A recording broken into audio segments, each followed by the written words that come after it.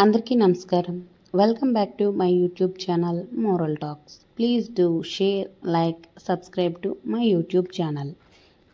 విశాల్ అన్న మాటలకి కావ్య చాలా బాధపడింది. తను ఏడ్చి ఫోన్ పెట్టేసింది. ఇంకా సాయంత్రం అయ్యేసరికి విశాల్ ఇంటికి బయలుదేరుతుండగా తన టేబుల్ పైన కావ్య ఫోటో చూసి మధ్యాహ్నం జరిగింది గుర్తు చేసుకుంటాడు. అమ్మో, మధ్యాహ్నం మేడం గారిని తిట్టేశాను. ఇప్పుడు వెళ్తే చాలా కోపంగా ఉంటారు అని అనుకుంటూ బయలుదేరాడు విశాల్. ఆఫీస్ నుండి ఇంటికి వెళ్ళే మధ్యలో మల్లెపూలు కొని స్వీట్స్ తీసుకొని ఇంటికి వెళ్ళాడు. ఇంట్లో కావ్య మాత్రం చాలా బాధపడుతూ ఉంటుంది. ఎప్పుడూ నాకు ఏమీ అనని బావ ఈరోజు నన్ను తిట్టాడు అని బాధపడుతూ ఏడుస్తూ ఉంటుంది. ఇంతలో ఇక విశాల్ కారు వచ్చి ఇంటి ముందు ఆగుతుంది. ఆ శబ్దానికి కావ్య బావ వచ్చేశాడు, నన్ను ఏమంటాడు ఏంటో అని భయపడుతూ ఉంటుంది. విశాల్ వస్తుండగా విశాల్ని చూసి అటువైపు తిరిగి నిల్చుంది. అటువైపు తిరిగిన కావ్యని చూసి విశాల్, అమ్మో, మేడం గారు చాలా కోపంగానే ఉన్నారే, అటువైపు తిరిగి నిల్చున్నారు అని అనుకుంటూ లోపలికి వచ్చాడు విశాల్. ఇంకా అక్కడ తన బ్యాగ్ని పక్కన పెట్టి వెనక నుండి వచ్చి కావ్యని వాటేసుకున్నాడు. కావ్య కొంచెం బొంగమూతి పెట్టి చెయ్యిని పక్కకు జరిపి ముందుకు వెళ్ళింది. నన్ను వదలండి, మధ్యాహ్నం నన్ను తిట్టి ఇప్పుడు ఎలా చేస్తారా అని అంటోంది. సారీ డియర్, తప్పైపోయింది అని అంటాడు విశాల్. లేదు బావా, నాదే తప్పు, నన్ను క్షమించు, నేను ఈసారి మీకు చేసే దగ్గర శ్రద్ధతో చేస్తాను బావా అని అంటుంది కావ్య. ఇక వెంటనే ఇద్దరూ హగ్ చేసుకొని మల్లెపూలు కావ్య తలలో పెట్టి బెడ్రూమ్కి తీసుకొని వెళ్తాడు విశాల్. ఇదంతా చూస్తున్న శ్రావ్య కోపంతో ఊగిపోతూ ఉంటుంది.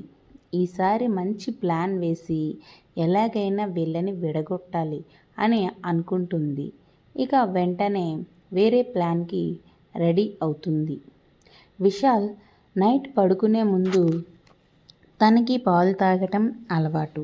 పాలు తీసుకురమ్మని కావ్యని పంపాడు. తీసుకురావడానికి వెళ్ళి కిచెన్ లైట్ ఆపలేదని చెప్పి టేబుల్ పైన పాలు పెట్టి కిచెన్లోకి వెళ్ళింది.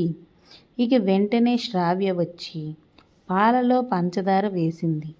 పంచదార పాలు అంటే విశాల్కి అసహ్యం. అవి తెలియక కావ్య విశాల్కి పాలు ఇస్తుంది. పాలు తాగిన విశాల్, ఏంటి కావ్య, నీకేమైనా పిచ్చా, నేను పంచదార తాగను కదా, ఎందుకు వేశావు అని అంటాడు. లేదు బావా, నేను వేయడం ఏంటి, మీరు తాగరని నాకు తెలీదా అని అంటుంది కావ్య. అవును కదా, నిజమే, ప్రతిరోజు నార్మల్గానే ఇస్తావు కదా, ఈరోజు ఎందుకు పంచదార అని ఇద్దరూ ఆలోచిస్తుంటే వెంటనే కావ్య, అవునండి, మీ మరదలు శ్రావ్య వచ్చిందా, ఇంట్లో ఇలాంటి పొరపాట్లన్నీ జరుగుతూ ఉన్నాయి, కాస్త ఆలోచించండి అని చెప్తుంది కావ్య. అవును కావ్య, నేను అదే మర్చిపోయాను, నాకు అసలు గుర్తే రాలేదు కదా, ఇలా జరుగుతుంది, మనల్ని విడగొట్టాలని శ్రావ్య ప్లాన్ చేస్తుందనుకుంటా అని అంటాడు విశాల్. అవునండి, శ్రావ్య వచ్చినప్పటి నుండి ఇలా జరుగుతూ ఉంది, ఎలా అయినా సరే తనకి తగిన బుద్ధి చెప్పాలండి, తనకు మీరు ఒక మంచి సంబంధం చూడండి, తనని పెళ్లి చేసి ఇక్కడ నుండి పంపించేద్దాం అని కావ్య అంటుంది విశాల్కి. సరే, రేపు పొద్దున్నే పంతులు గారికి ఫోన్ చేసి మాట్లాడుతాను అని చెప్తాడు విశాల్. అలాగే పొద్దున్న విశాల్ కావ్య అన్నట్టుగానే పంతులు గారికి ఫోన్ చేసి మంచి సంబంధం ఉంటే చూడమని చెప్తాడు. ఈ మాటలు విన్న శ్రావ్య, ఎవరికి బావా సంబంధం అంటున్నారు, ఎవరికి చూస్తున్నారు అని అంటుంది. ఇంకెవరికి, నీకే సంబంధం చూస్తున్నాం. మంచి సంబంధం చూసి నీకు పెళ్లి చేసి అత్తారింటికి పంపాల్సిన బాధ్యత నాదే కదా అని అంటాడు విశాల్. ఇక వెంటనే శ్రావ్య ఒక్కసారిగా స్టన్ అయ్యి, నో నో బావా, వద్దు, నేను ఇప్పుడు పెళ్లి చేసుకోను, నాకు పెళ్లి చేసుకోవాలని లేదు అని అంటుంది. అదేం కుదరదు శ్రావ్య, నువ్వు తప్పకుండా పెళ్లి చేసుకోవాలి. ఇంకా దీనిలో మాట్లాడాల్సిందేమీ లేదు. నువ్వు ఏమైనా అంటే నా మీద ఒట్టు అని చెప్పి ఆఫీస్కి వెళ్ళిపోతాడు. ఇక శ్రావ్య, అయ్యో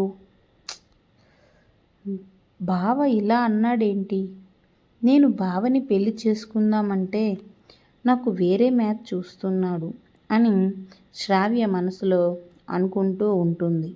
ఎలాగైనా సరే సంబంధం చెడగొట్టాలి అని అనుకుంటూ ఉంటుంది. ఇక పంతులు గారికి విశాల్ ఫోన్ చేసి శ్రావ్యకు తగిన అబ్బాయిని చూసి చెప్పాడు.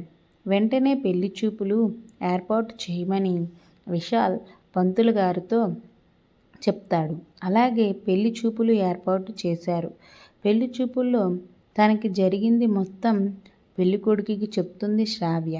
కానీ ఇదివరకే విశాల్ మొత్తం పెళ్ళికొడుకుకు చెప్పి తీసుకొని వస్తాడు. కాబట్టి శ్రావ్య ప్లాన్ వేసినా ఏమీ వర్కౌట్ అవ్వదు. ఇక చేసేదేమీ లేక శ్రావ్య పెళ్ళికి ఒప్పుకుంది. ఇంకా పెళ్లి రోజు రానే వచ్చింది. పెళ్ళి అక్కడ జరుగుతుండగా ఒక్కసారిగా కావ్య కళ్ళు తిరిగి పడిపోయింది. ఏంటి అని అందరూ కంగారుగా కావ్యని నీళ్లు చల్లి లేపి డాక్టర్ని పిలిచారు. ఇక డాక్టర్ వెంటనే వచ్చి చెప్పాడు, విశాల్, కంగ్రాచులేషన్స్, మీ ఆవిడ ప్రెగ్నెంట్ అని. ఆ మాటలు అక్కడ విన్న వాళ్ళంతా సంతోషంగా ఉన్నారు. కానీ శ్రావ్య మాత్రం అస్సలు సంతోషపడలేదు. మనస్సులో దీనికి ఇంత ఆనందమా, నాకు దక్కాల్సిన ఆనందం దీనికి దక్కుతుందా అని అనుకుంటూ తరుణ్ని పెళ్లి చేసుకుంది. తరుణ్ ఎవరో కాదు, శ్రావ్య హస్బెండ్ వేరే తరుణ్. ఇక తరుణ్ని పెళ్లి చేసుకొని కొత్త లైఫ్ స్టార్ట్ చేసింది. తరుణ్ తన బావ విశాల్ను మైమర్పించేసే అంతగా ప్రేమించాడు. తన బావ విశాల్ ప్రేమను వదులుకొని తరుణ్తో హాయిగా హ్యాపీగా ఉంది శ్రావ్య. కొద్ది రోజులు అయ్యాక విశాల్ అండ్ కావ్య వాళ్ళ ఇంటికి వచ్చి వాళ్ళిద్దరి కాళ్ళపైన పడింది శ్రావ్య. నన్ను క్షమించండి అక్కా బావ, నేను తప్పు చేశాను. మీరు నన్ను, నా లైఫ్ని కాపాడారు. నాకు మంచి లైఫ్ ఇవ్వాలని తప్పించారు. కానీ నేను మిమ్మల్ని వడిగట్టాలని ప్రయత్నించాను అని అంటుంది. ఇక విశాల్ అంటాడు, తెలుసు శ్రావ్య, నాకు నువ్వు వచ్చిన తర్వాత మా ఇంట్లో చిన్న చిన్న డిస్టర్బెన్సెస్ అయ్యాయి. అందుకే నాకు నువ్వేనని తెలుసు. అందుకే నీకు మంచి సంబంధం చూసి పెళ్లి చేస్తే నువ్వే మారతావని అనుకున్నాను. అలాగే మారావు అని అంటాడు. అయినా నువ్వు విడగొడితే విడిపోయే బంధం కాదు మాది, మాది జన్మజన్మల బంధం అంటూ చెప్పుకొస్తాడు విశాల్.